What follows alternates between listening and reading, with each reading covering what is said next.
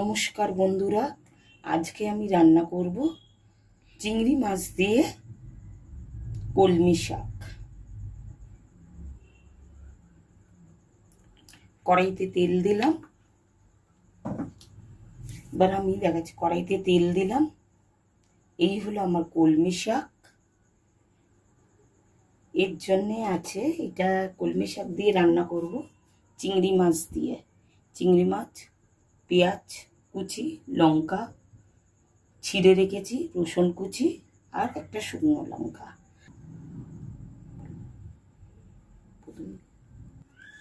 প্রথমে দিচ্ছি শুকনো লঙ্কা,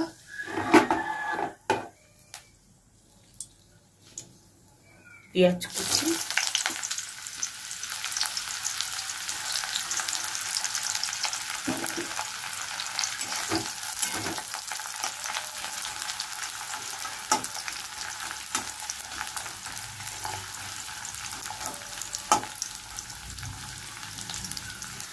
এবার দেবো রসুন কুচি। রসুনটাও ভাজবো।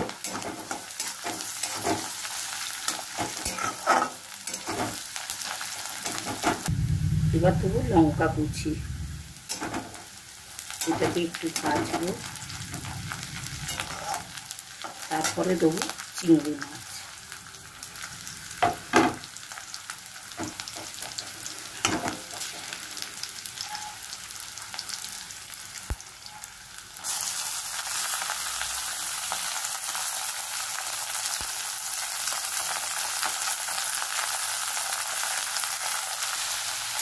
চিংড়ি মাছটাকে একটু নাড়বো বন্ধুরা।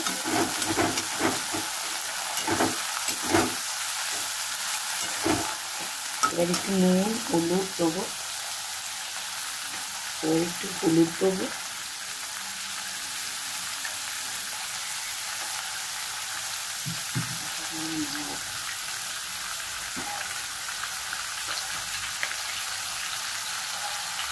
একটু নুন দেবো।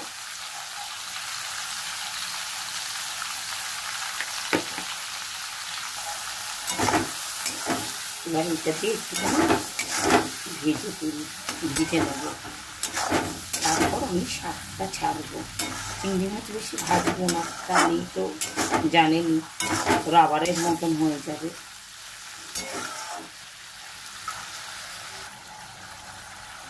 বন্ধুরা, এবার আমি কলমি শাকটা দেবো। কলমি শাক, এটা দেশি কলমি শাক। এই শাক কমে যাবে, দেখতেই এক কড়াই। একটুখানি নুন দিয়ে দেবো। তখন অল্প নুন দিয়েছিলাম, শাকে একটু নুন দেবো।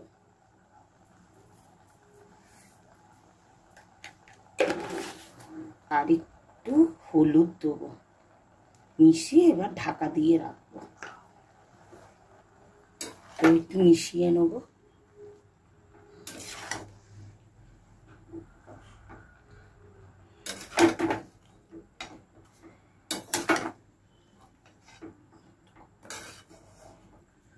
বন্ধুরা, এবার এটাকে একটু ঢাকা দিয়ে শাকটা সেদ্ধ হতে দেবো।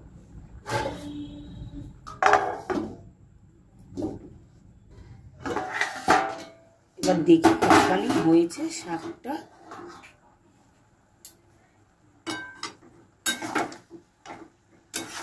শাকটা আর একটু জল নামাতে হবে। একটু মিষ্টি দেবো বন্ধুরা। এরপর একটু মিষ্টি দেবো। শাকে মিষ্টি না দিলে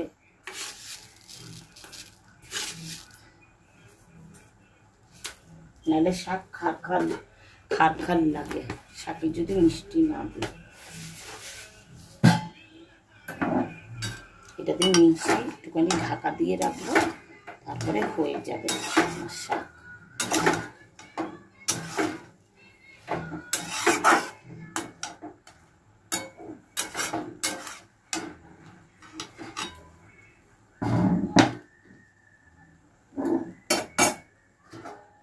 ঢাকা দিয়ে রাখবো।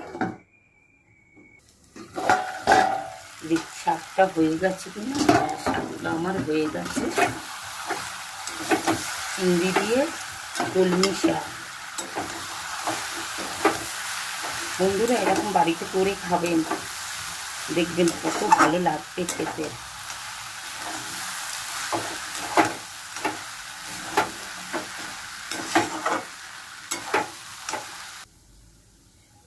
বন্ধুরা আমার শাক হয়ে গেছে, এবার আমি নামিয়ে দিচ্ছি।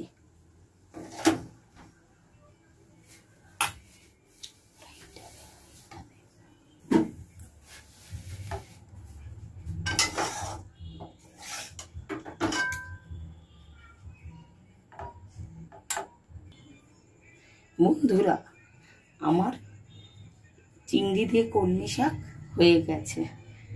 আপনারা দেখুন, দেখে যদি ভালো লাগে বাড়িতে করে খাবেন, খুব ভালো লাগবে।